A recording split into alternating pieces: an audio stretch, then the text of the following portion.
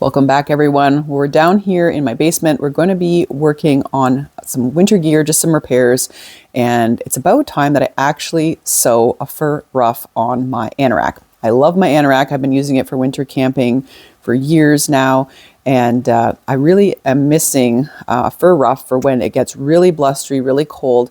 You guys know when I did my winter camping at Frontenac Park, I mean, we were there in like really bad snowy conditions, and I really would have loved to have the fur ruff sewn on there. So that's what we're going to do today before I put it away for the winter. Let's go check it out. So my sewing table now, and there's the anorak. I made this myself years ago, and I just love it. It's got a lot of good use out of it.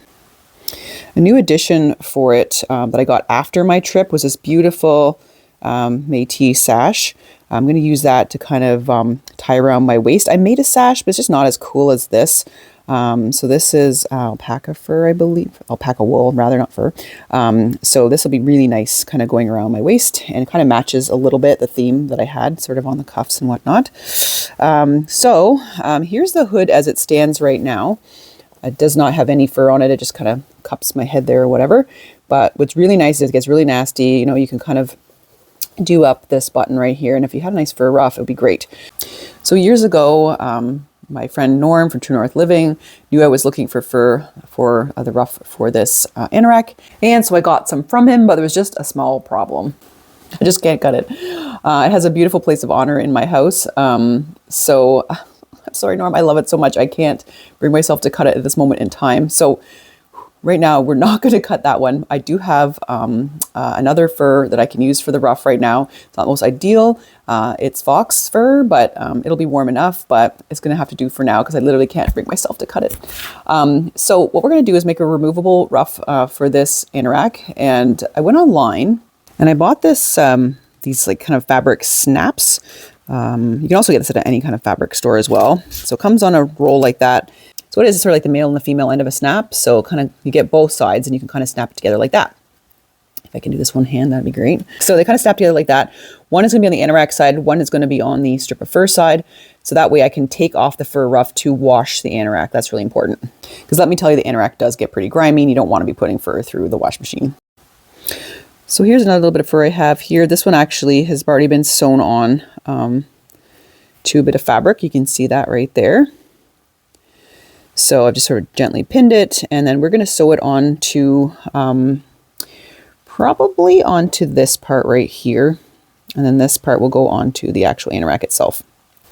So the first thing I do is basically you're going to want to measure where you want the ruff to kind of go and how long you want. I kind of cut it already to size a little bit, but it's going to kind of look like that. I think that color actually goes pretty well with the anorak, and I want it to kind of come down a little bit. So when I kind of close it up, my head's in there and I'm nice and warm. It's going to make a bobbin. It's going to use the beige that I initially had used to sew the anorak. I have a whole bunch of it left. Got lots and lots of thread here. Just trying to get these little holes is like fun. Not getting any younger, guys. There we go. This is my little Pfaff, my Smarter by Pfaff sewing machine. Right, step one, I think what I'm going to do is I'm going to just sew these together.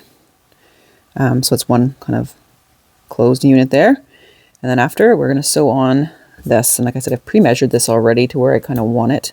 So let's do it. I only have these little pins here, these little fancy smanchy things. They're not really for this job, but they work. So I'm going to do that and go from there.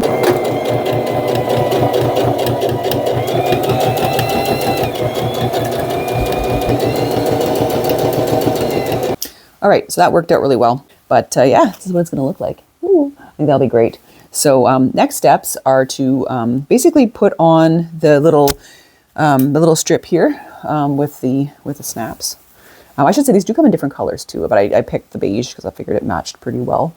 So yeah, so we're going to pin this on, and then I'm going to have to sew like 2 lines just to hold this on, because you know when you kind of pull it off, it's going to be a lot to kind of just have one area sewn down. So it'll be sewn on both sides there, and then we'll sew on the anorak. This is like the most difficult part. Honestly, the anorak is fairly straightforward.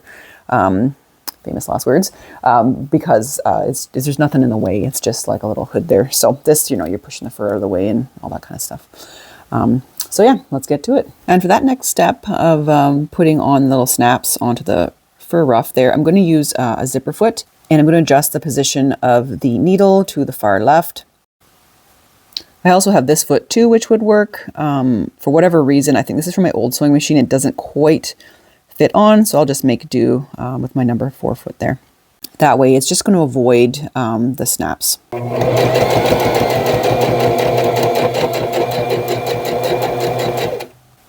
All right, it's all done. I'm very glad that this part is done. There's a couple little crinkly parts in there, but what can you do? Overall, I think it looks not too bad, and you won't see it anyway when it's on the hood. All right, so next step is we're just going to work on the anorak hood. The key there is sort of lining up where you want the other receiving end of the snaps so that it fits perfectly around your face. So let's do that right now. All right, so I want it to frame my face, and I want the middle part of it to be exactly in the middle. So we're just going to measure that. I'm just going to make sure I mark off the middle on here. Oh, okay, so it's this snap right here. So this should be basically in the very middle of the hood.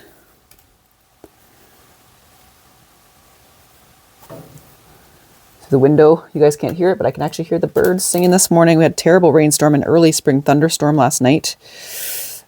So birds are happy. There's worms out there again. So I think I'm going to go up just a little bit above the edge of my hood. This part right here has the little cabling, so I don't want to mess around with that leather cable and accidentally sew it in too firmly. So that's what we're going to do.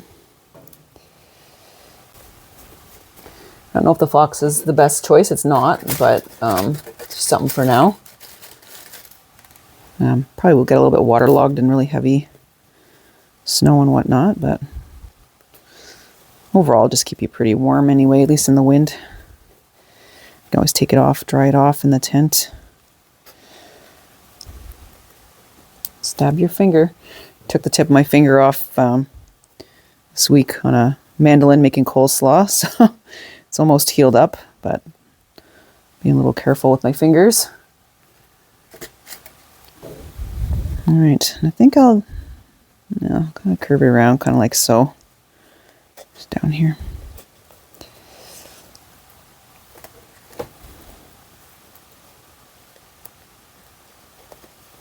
There we go.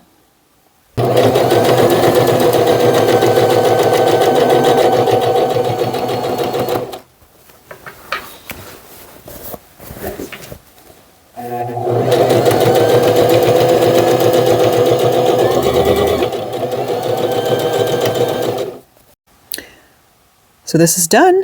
I'm very excited. Let's try on the fur ruff and see how it goes. It's fairly easy to put together. You just gotta get the little fuzzies out of the way. And you just snap it on. Well, here it is. How does it look? I think it looks awesome. I like how I kind of put it back a little bit further from the edge of the hood so that it doesn't kind of get in my field of vision. But ta-da! I think it looks great.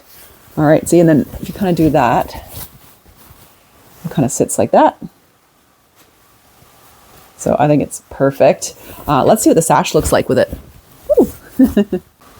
All right, and here is the sash. Woo. This is great because then it prevents the air from kind of coming up under the anorak there. So no, I think this looks great. And of course, this is super easy to take off. You just kind of go like that. Ooh. And then this is the original kind of anorak. You would just see that. It will kind of get a little bit, grayed down over time or whatnot, but that's pretty cool. That's way better than what I had before. So this is awesome. I hope you guys enjoyed this different little video today. If you want to know how I made this anorak, I did the video many, many years ago, and finally I've got around to putting a hood on it. So let me know what you think, and we'll see you in the next video. Bye for now.